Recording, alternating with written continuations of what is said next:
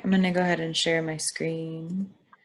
This is also being recorded, so we will post this on the AHA website as well. Okay. Okay, cool. So you want me to start my little thing? Yep. It's B first, I think. Hold on. Oh, here we go. All right, so just before we get started, now that we have everyone on, we're going to kind of go through a presentation on some of our best practices that we've put together, and then we'll be taking questions. So we'll be taking questions through the chat feature. So if you submit them to the chat, I'll read them out to the group, and whoever is most applicable can answer the question. Okay, and I just wanted to start and welcome everybody to the first webinar for show management. I'll first say we do not have all the answers, and in some cases, the questions haven't even been thought up yet. So we're hosting these to keep you informed as much as we can. USCF will be distributing new waivers and licenses for those shows that are USCF licensed. As of today, as of right now, I haven't received those. If you're listed as an official on a USCF license, you should be receiving those sometime this week, and I've been told maybe today. Today we have on the call Leslie Lockard, Senior Director of Competitions, Kelsey Berglund, Director of Marketing and Events, Stan Morey, Judges and Juries Commissioner, and myself, Nancy Harvey. Again, we do not have all the answers, but we want you all to know we're here to work with you to hold safe and successful events under the guidelines of your local, state, and national requirements and of the CDC. So I think Stan gets to be first. Yeah. Yeah, just a little bit of background here for all of you. The JLC, which is a Joint Leadership Council, they contacted me. I think we've been working on this for about 3 weeks. And as you can see on here, it's the Saddle Horses, Morgan Horses, American Hackney Society, Road Horse, and then a United Professional Horsemen Association. And when we came up with these guidelines, we were looking at us as a collective group to try to help us with horse shows, push this thing along as far as input. I will caution all of you that, if you're going to hold a horse show, you need to make sure that you look with your local and state authorities if they have guidelines. The reason we put these things up for you was just kind of help you and just give you a roadmap, if you will, to go along with this. So it moves along. It kind of helps you where you want to try to go. And I think we started as a phase 1, phase 2, phase 3 thing. And this has all gone out to states like that. I think everybody, along with the national part of this thing, is being a phase 1, phase 2, phase 3. So we're starting to look at those the same way.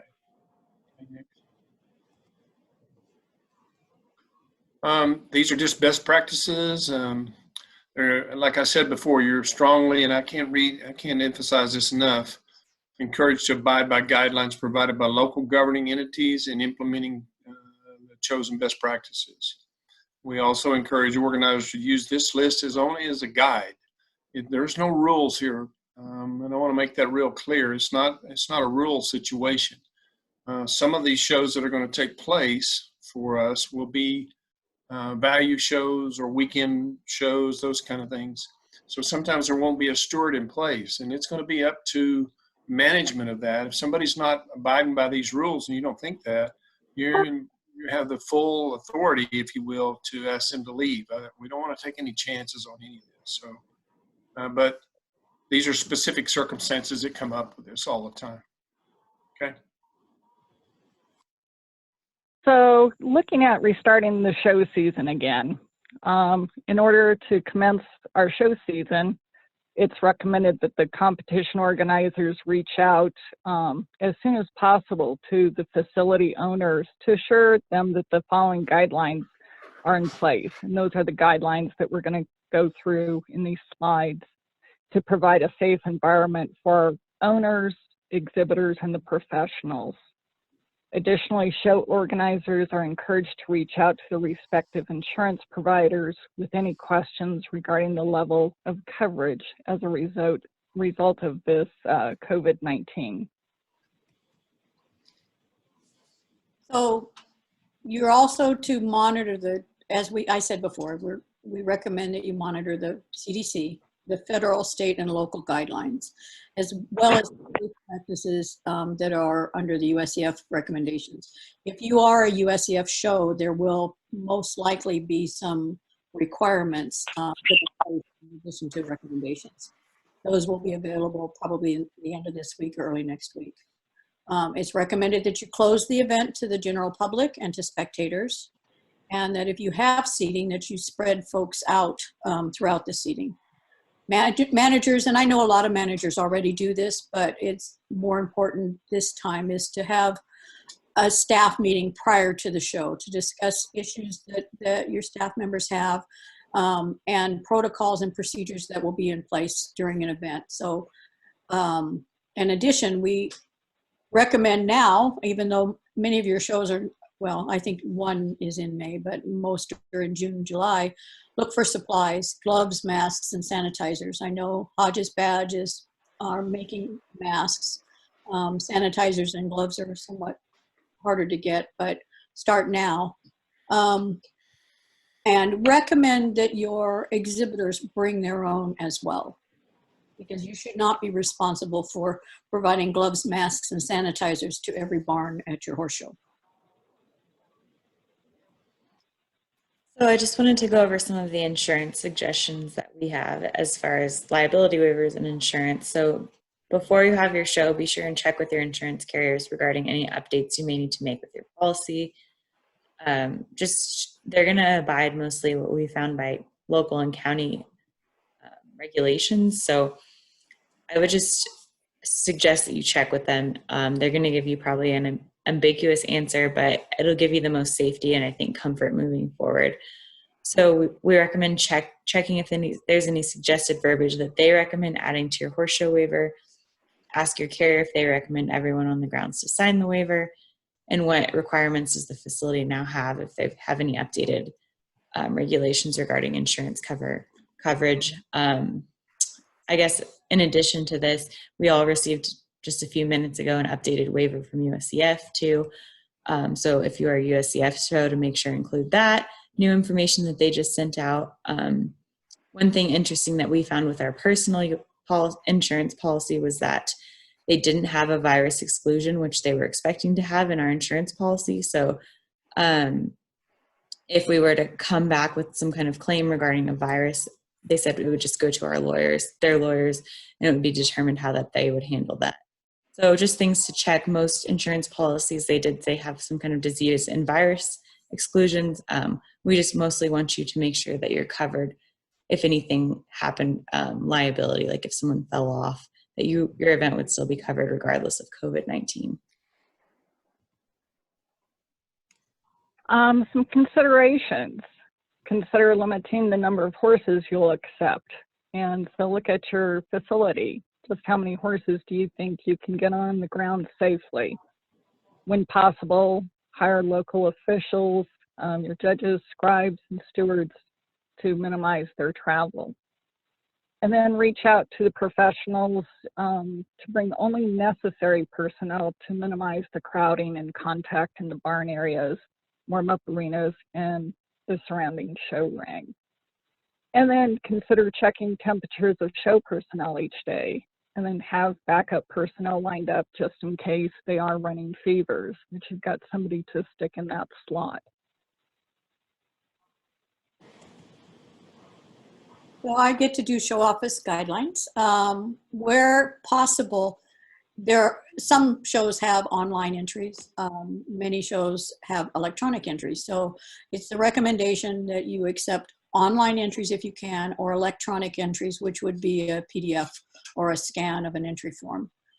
It's highly recommended that you establish only appointment times, and for check-in and check-out, and make sure that you keep the 6-foot recommendation of distance between folks. It's better to have them outside and not inside the show office. Changes and scratches and ads should be completed electronically. I personally, for shows that I have secretaried, I have a program that sends text messages out, and I text out this class counts, etc., to exhibitors. I'm looking to expand that to include our staff, or you can email things to the staff and just try to do everything electronically so we're not carrying paper around. Set up the office to provide proper social distancing. USEF is recommending plexiglass barriers. I don't know where to get those, so I would recommend 6-foot markers. And for the office, have masks and have your staff wear masks. Just what you see at a store is what you should do for your exhibitors. Be logical. So just some more social distancing guidelines that we've put together, the GLC has put together. Limit to 2 people per horse in the warm-up arena. At facilities where there's a moat-like rail, limit the number of people in the rail to trainers and instructors only, and require those in this area to wear gloves. Request seating areas at barns be limited as to congregating. Eliminate exhibitor parties and hospitality areas.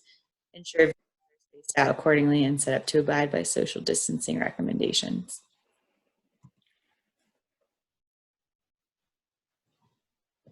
Dan, you're up. I see that. And also, distance in the ring. And a lot of you, I think everybody will go through this a little bit when you're riding in the ring. And I think a lot of us want to try to get away from horses as much as we can. However, if you're in a larger class, small ring,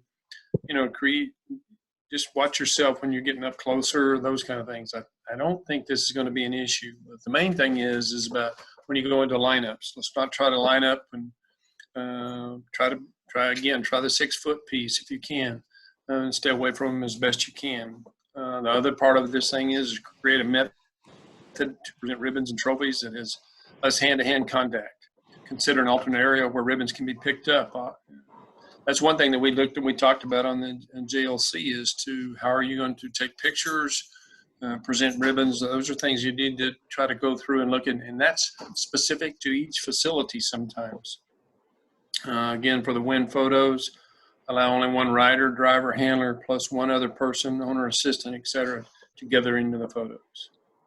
2-minute gates. 2-minute gate holes between classes so people can move in and out of the warm-up ring with no congestion. And again, we've all, in the Arabian part of this thing, we all take a long time to get in the ring anyway. But, I mean, let's try to adhere to the 2-minute gate. Okay.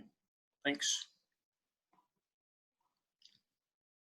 So additional distancing considerations, have the shavings order and add scratches via text, email, or office software applicable. So again, you can text it in or they can email it. I generally set up a specific email address for each show, and probably show secretaries do that as well. So it only goes to one place. Require food service to institute methods to deliver their food. I am sure that facilities will be also instructing their food service to abide by guidelines. Gee, went fast, wow. Configure your box seats. I don't think you need to take people off, but I do believe that folks should be distancing each other in the stands. And, we used to have arm to arm and shoulder to shoulder, and now we seem to have a little bit more space. So configure your box seating if you have box seating, and box seating is not necessarily an Arabian thing as much as it is others.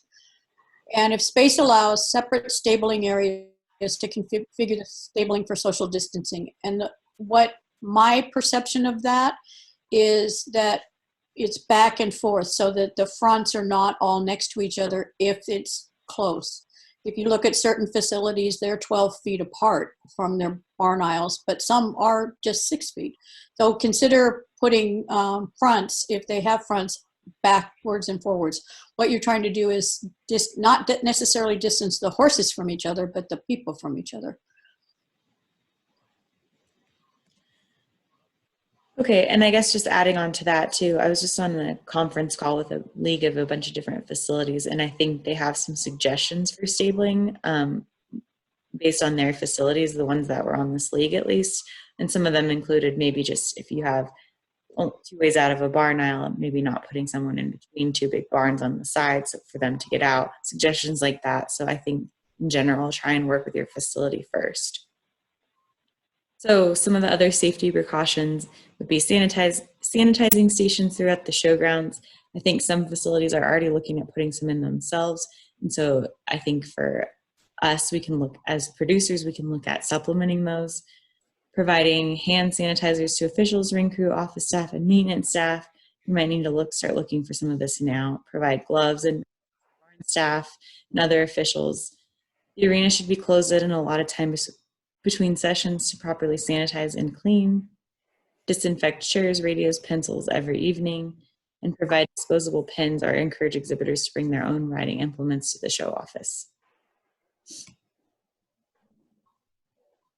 So signage, consider posting signage around the showgrounds. The CDC actually has a really nice list of signage that you can download, so they can be printed on standard office printer, or you can use a commercial printer. And there's quite a few to pick from. Some of them are geared more towards the medical side, but quite a few of them are very generic that you can consider printing and posting around showgrounds. And then document.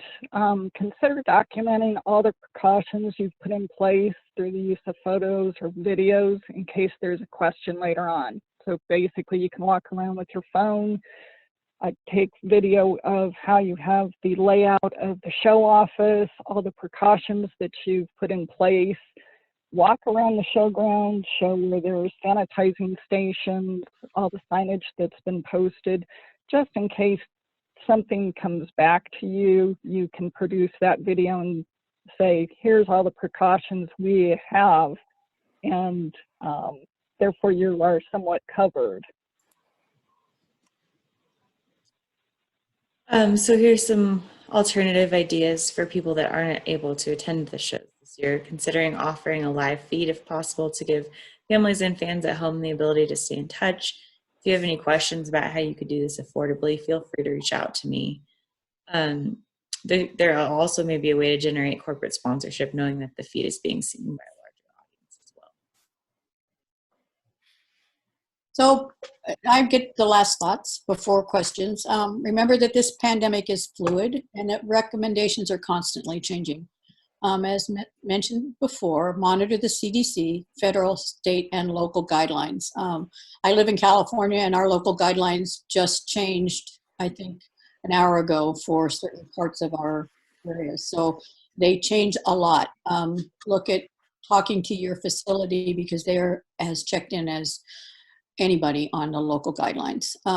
Check the show management information on our website because we'll keep updating that. And again, the waivers came out right before this call, so I'm sure that all of you that are USEF show management probably received those. And keep AHA advised of any cancellations or postponements. So we are trying to keep a running calendar. We have a calendar, but we're also trying to keep in one place all of the postponed shows so that those that would like to attend know when and where shows have been moved to, when they've moved, or if they're canceled. I'm going to go ahead and stop the sharing, and we'll go ahead and take some questions. So if you have questions, you can use the chat button at the bottom of your screen, and that will go out to everyone what questions there are. You're so peaceful, everybody.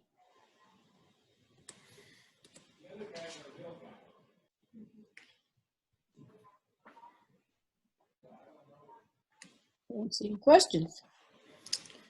No questions yet, it looks like. Oh, there we go. Rita, Just a second. will AHA give us a new release for the? Will you be One emailing Nation? this?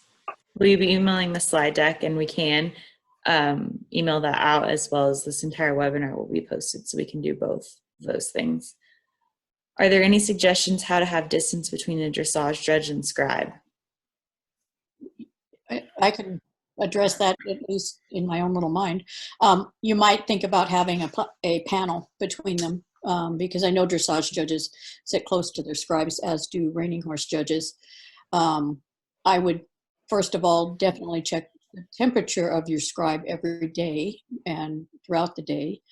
And you can consider putting up a plexiglass panel between them. Will AHA give us a new release for the value in 1-day entry forms? Yes, now that we have the verbiage that's coming out from USEF, we wanted to see what that verbiage is so that we can incorporate that into our waiver. So we will be updating that and posting that to the web as soon as possible. We got another question on how to handle scribe with judges. Posting of show patterns. Do we have any suggestions for no paper? Yes, I do. Every show I do, I make a show pattern book and I post it on the website of the horse show that I'm doing. And I also can, it's a book. So what I do is get the patterns from the judges or the pattern list from the judges, put it into a PDF and distribute it that way. That seems to be fairly, people can put it on their phones. So I would be happy to help you work through that. All of our patterns are PDF, so you can just pick them up and they're individually, I believe they're individual. Yeah, they are. Yeah, and for NRHAs and so the ranch horse. I think another suggestion I would have too is you can always, a lot of people are accustomed to using Dropbox or Google Drive if you don't have a website, and you can upload all of your patterns there. People can download the apps on their phone, so they can access those immediately too. USDF is working on remote scribe ideas is what Cindy Reed had said. Yay. Do we have any suggestions for in-hand judges and scribes? I assume they mean. Well, I don't, the in-hand judges, they're just kind of, I think you can be able to take a separation from each other. They're just going to stay back and wait if they want to do that.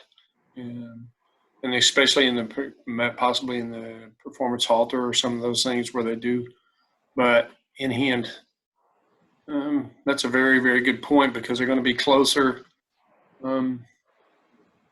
But I think you're just going to have to the judges themselves are going to have to stay away from each other more once they start making their markings. And I think we can contact USDF because if they're developing something for dressage scribes, Yeah. do the same. I think also wearing proper PPE gear is important. And I think for the in-hand scribes and judges, you could use some kind of remote radio system too. Yeah, if you had to. True. Or an actual radio would be my suggestion.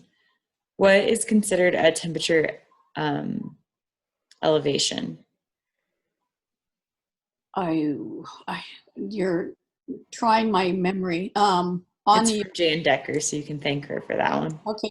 The USEF, the doctor on the USEF call, I think he said over 100. But I would have to go back and look. We can add that to the COVID-19 page in our page to and I believe the CDC has that as well, but I'll get that, Jen.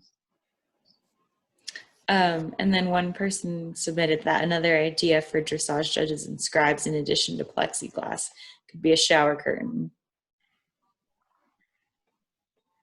So Good idea. Alternative to that. Good ideas. And it shows that you are thinking about the safety of your judges and your scribes and your staff, and that I'm very happy. Mm-hmm. It's like that's all the questions that we received. Connie Curtis raised her hand.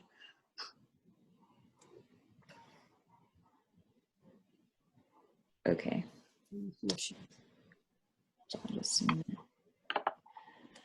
Connie, you can talk if you so desire. I'm sorry, I forgot to unmute. You're good. What about stewards having to drop bits? That's kind of close proximity to the exhibitor. You know what, Connie? And again, you're only, the best bet for that is to have a mask and some gloves on and those kind of things. I would, obviously they got to dismount and step away from the horse, but I hate for them to step away from the horse. That's that's a safety factor on your part. So Right. I think your best bet is to have a mask on and gloves. Thank you. Thank you. Yeah. No problem.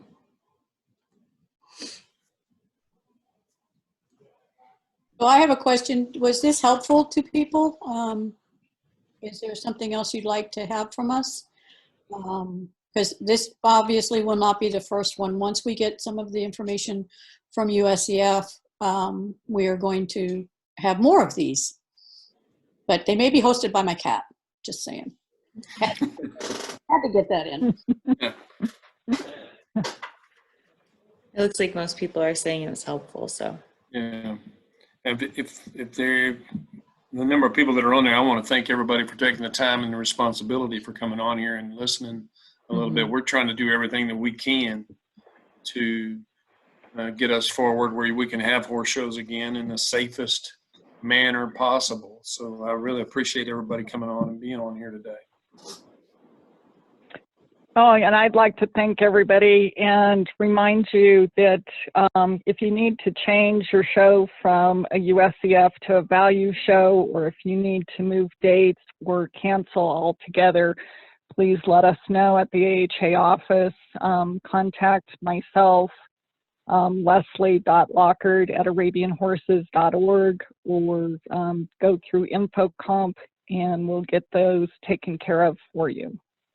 And I do like the idea of Kelsey, someone recommended that if someone has best practices recommendations, post that. Yeah, I think that's a great idea, and experiences with, I've got a document that I haven't had time to review that one manager is using to go to her state to help let the state know that we are following guidelines. Once I review that, then if it looks really good, we can put that up as well.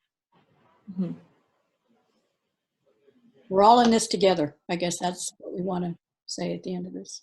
Yes, we're in the same boat as you guys. All right, well, thank you guys, everyone, for getting on. We really appreciate it. Thank you for taking the time. And we'll let you know when the next one is. Thanks. Thanks, guys. Thank you. Bye.